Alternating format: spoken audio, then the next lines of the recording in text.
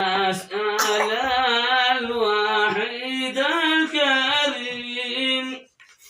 منزل الماء من الغمام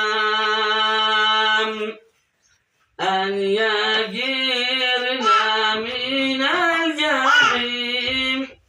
ربي واحسن لنا الختام هب لنا ربي ما